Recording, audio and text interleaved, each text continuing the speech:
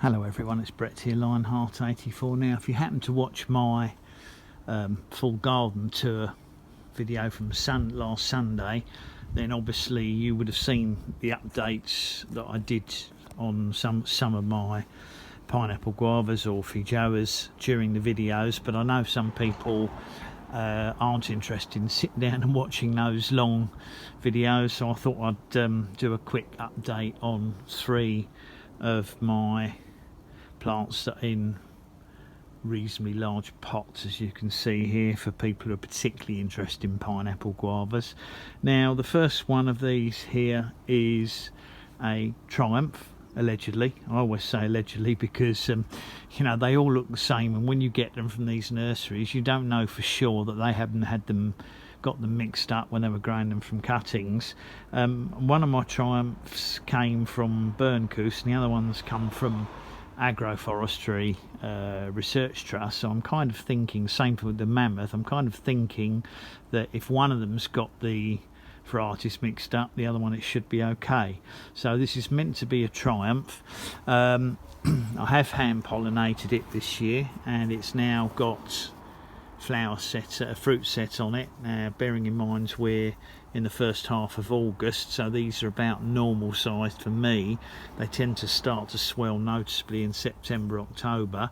These ones also are showing swelling. Now there's a few more fruits around various parts of the plants. There's some drop down at the back there.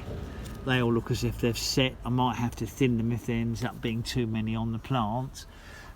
Some of the later flowers up at the top don't seem to have set at all. There's one here that's swelling slightly.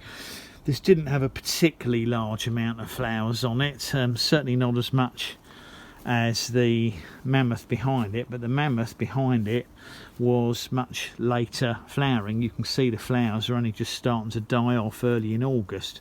Now looking at this, it does seem to be some swelling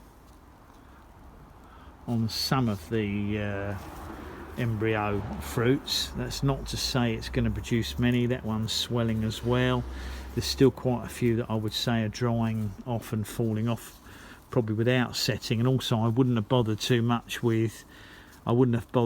pollinated them too much once we got well into July, because it gets too late and they just probably won't produce edible fruit. So a lot of these ones down here may actually dry off and fall off. They're well known for aborting flowers that have opened too late to set in our climate.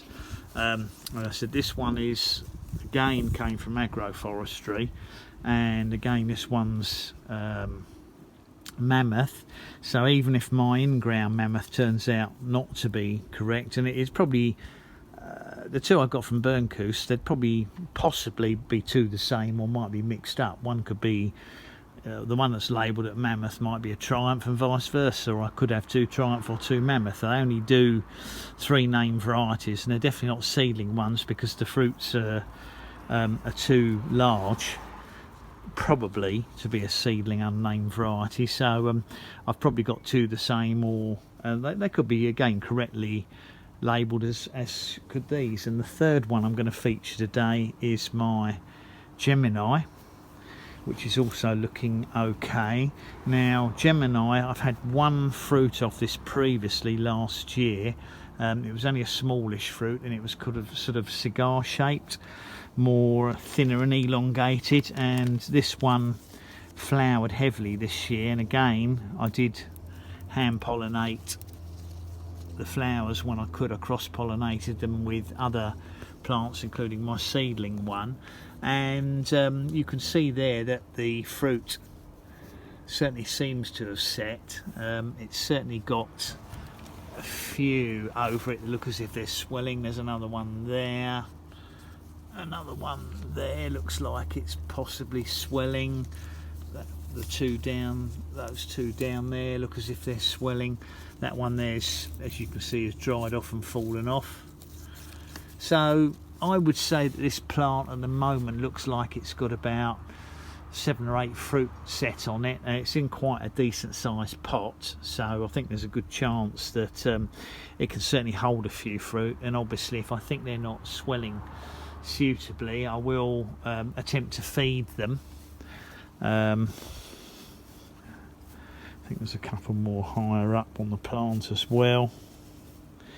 So we'll see what happens. I'm going to keep you updated anyway. Those are the 3 that I've got along the side of my house, mainly because I think they're in a nice sunny position, so they're going to get more, hopefully more sun and warmth, which will encourage the fruiting. My in-ground 2 are in a south-facing border anyway, and this is more on the north side of the garden, but it's not really a problem because the sun shines down above the fence virtually all day. So anyway, that was a quick update on 3 of my pineapple guavas. I'm not going to carry on and do the other ones because it'll be more of the same. So thank you for watching. Please give me a thumbs up.